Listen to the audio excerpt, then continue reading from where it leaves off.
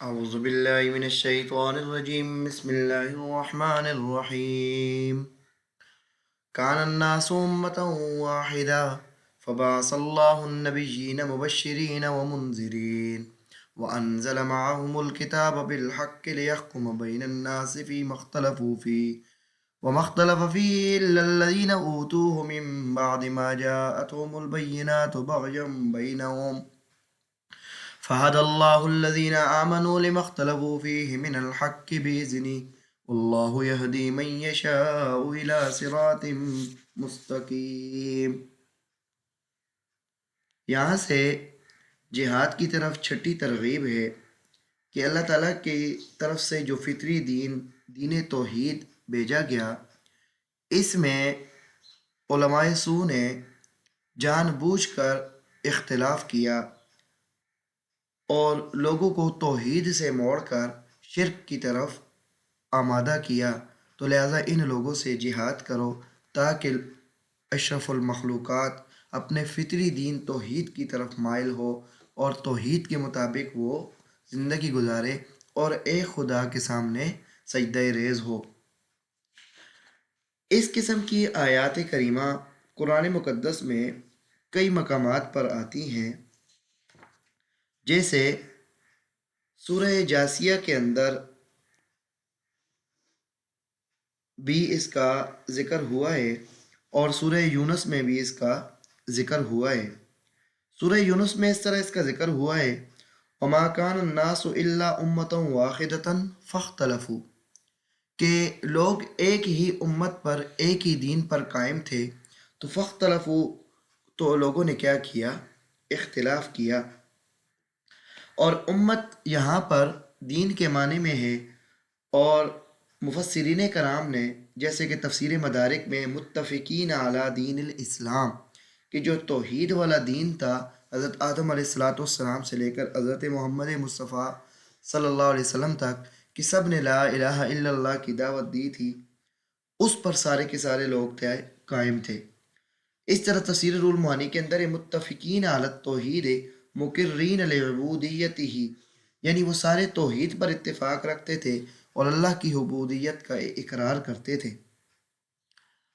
یہاں پر قرآن مقدس کی ان آیات کے اندر جو بیان کیا گیا ہے وہ یہ ہے کہ اصلی توحید، اصلی دین توحید والا تھا جس پر لوگوں نے اختلاف کیا۔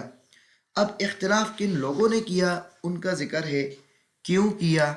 کب کیا اور کس وجہ سے کیا، وہ یہاں پر کیا ہے؟ ذکر ہے۔ کان الناس امۃ واحدۃ، سارے کے سارے لوگ ایک ہی دین پر قائم تھے۔ فبعث اللہ النبیین مبشرین ومنذرین، اب جب ایک امت پر قائم ہو، لوگ توحید پر قائم ہو، تو رہنما کی ضرورت نہیں پڑتی، کیونکہ ان کو جو راہ ملا ہوا تھا وہ اس پر چل رہے تھے۔ لیکن اگلی آیات جو ہے، اس آیت کریمہ کا جو اگلا حصہ ہے، وَأَنزَلَ مَعَهُمُ الْكِتَابَ بِالْحَقِّ لِيَحْكُمَ بَيْنَ النَّاسِ فِيمَا اخْتَلَفُوا فِيهِ وَمَا اخْتَلَفَ فِيهِ إِلَّا الَّذِينَ أُوتُوهُ مِن بَعْدِ مَا جَاءَتْهُمُ الْبَيِّنَاتُ بَغْيًا بَيْنَهُمْ، یہ آیت کریمہ کا جو دوسری جگہ پر سورہ یونس میں ذکر ہے، اس کو کیا کرتا ہے؟ بیان کرتا ہے کہ اللہ کریم نے اس وقت انبیاء علیہ السلام کو خوشخبریاں اور ڈرانے والا بنا کر بھیجا کہ جب لوگوں نے اختلاف کیا۔ فبعث اللہ النبیین مبشرین ومنذرین، پس اللہ کریم نے بھیجے انبیاء علیہ السلام مبشرین خوشخبریاں دینے والے، ومنذرین اور ڈرانے والے، وانزل معهم الکتاب بالحق، اور اتاری ان کے ساتھ ایک کتاب بالحق کی، جس میں سچی سچی باتیں تھی، حق پر جو مبنی تھی، لیحکم بین الناس فیما اختلفوا فیہ، تاکہ وہ اس کتاب کے ذریعے لوگوں کے درمیان فیصلہ کرے کہ جس مسئلے میں انہوں نے اختلاف کیا، جس بات پر امت متفق تھی۔ حضرت عیسیٰ ابن مریم علیہ السلام نے بھی لوگوں کو یہی کہا تھا کہ میرا اور تمہارا رب ایک اللہ ہے، اسی کی عبادت کرو۔ حضرت موسیٰ علیہ السلام کی بھی سامری کے ساتھ یہی لڑائی تھی کہ اس نے اللہ کو چھوڑ کر بشر کو کیا ہے لوگوں کو معبود بنانے پر اکسایا تھا۔ ایسی حضرت نوح علیہ السلام کی بھی یہی تعلیمات تھیں کہ انہوں نے توحید پر کی تبلیغ کی اور لوگوں کو توحید سے جوڑا، اور جن لوگوں نے اختلاف کیا وہ سارے کے سارے کیا ہو گئے؟ پانی کے عذاب میں ڈوب گئے۔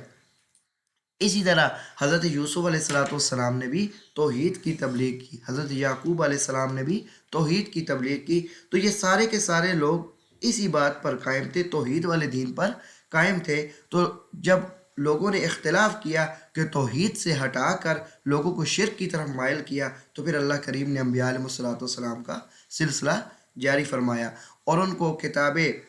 حق جو عدل کرنے والی اور فیصلہ کرنے والی یہ کتاب عطا فرمائی، کہ جو کتاب اس چیز میں اس چیز کو بیان کرے گی جس میں وہ کیا کریں گے، اختلاف کریں گے۔ وَمَا اخْتَلَفَ فِيهِ إِلَّا الَّذِينَ أُوتُوهُ مِن بَعْدِ مَا جَاءَتْهُمُ الْبَيِّنَاتُ بَغْيًا بَيْنَهُمْ۔ یہاں پر ذکر ہے کہ اختلاف کن لوگوں نے کیا، نہیں اختلاف کیا اس بات کے اندر، اس توحید والے مسئلے میں، مگر انہی لوگوں نے کیا تھا کہ جن کو کتاب کا علم دیا گیا تھا، جو دیے گئے تھے علم، من بعد ما جاءتهم البینات، بعد اس کے کہ ان کے پاس کھلے دلائل آ گئے، واضح طور پر توحید کا ذکر آ گیا، اب ان لوگوں نے اختلاف شروع کر دیا، بغیم بینہم، ضد کی وجہ سے، آپس میں ذاتیات کی وجہ سے لوگوں کو دین سے دور کر دیا۔ فَهَدَى اللَّهُ الَّذِينَ آمَنُوا لِمَا اخْتَلَفُوا فِيهِ مِنَ الْحَقِّ بِإِذْنِهِ۔ اب اختلاف کرنے والے بھی لوگ ہیں، ایسے لوگ بھی ہیں جو دین کو چھوڑ کر دنیا کو ترجیح دیتے ہیں، اپنے عہدوں کو ترجیح دیتے ہیں، دین کو کیا ہے گول مول کر کے بیان کر کے لوگوں کو دین سے دور کرتے ہیں۔ لیکن وہاں پر مخلص لوگ بھی ہیں کہ جو لوگ اللہ کے دین کی سربلندی کے لیے ہر قسم کا کیا ہے قربانی دینے کے لیے تیار ہوتے ہیں۔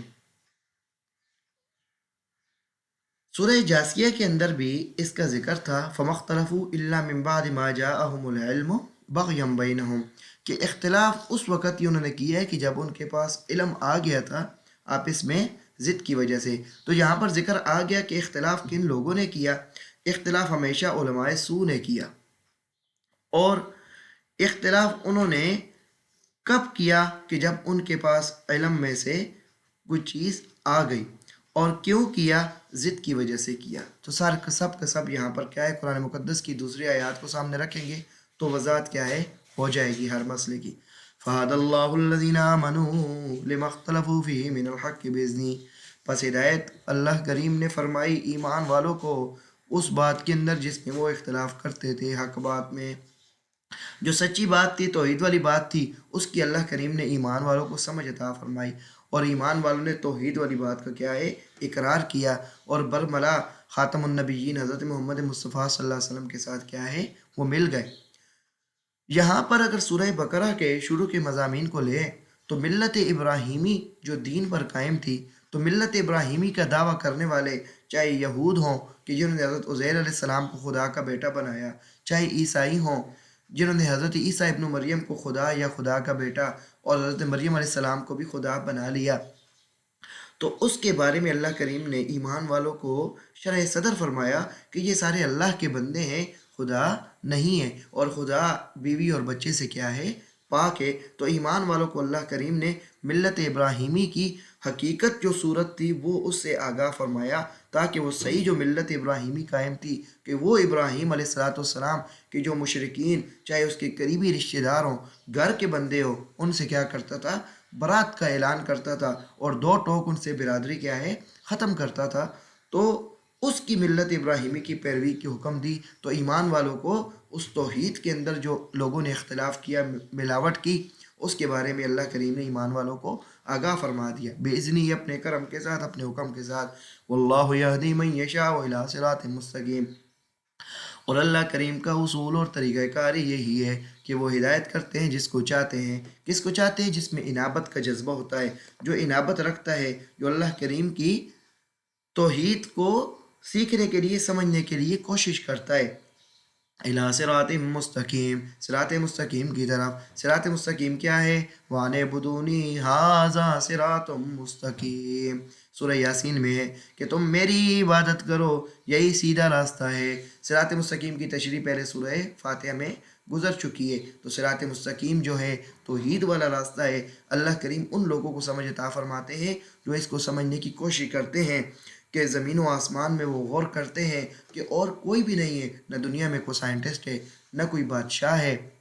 نہ کوئی بڑا ہے نہ کوئی چھوٹا ہے جو اس سورج اور چاند میں اپنی من مارزی کر سکے، بارش کے نظام میں اپنی منمانی کر سکے، فصلوں کے اگنے میں اپنی منمانی کر سکے، بچوں کی پیدائش میں اپنی منمانی کر سکے۔ وہ ایک اللہ ہے جس کی قدرت ایک ایک بال کے اندر کیا ہے، نظر آ رہی ہے۔ اس کی مرضی ہوتی ہے تو بال کالے ہوتے ہیں، اور اس کی مرضی ہے تو بال کیا ہو گئے، سفید ہو گئے، سر پر چاندی کیا ہے، چمک پڑی۔ تو یہ اللہ کا کرم ہے، جو اس کے اندر غور کرتا ہے تو اس کو نظر آتا ہے کہ کوئی دوسرا نہیں ہے جو کیا ہے، اس دنیا کے اندر کچھ بھی کر سکے۔ اللہ کریم ہمیں اس دین توحید پر قائم رکھیں، اور اللہ کریم اس دین توحید پر ہی ہمارا خاتمہ فرمائے۔ وآخر دعوانا الحمد للہ رب العالمین۔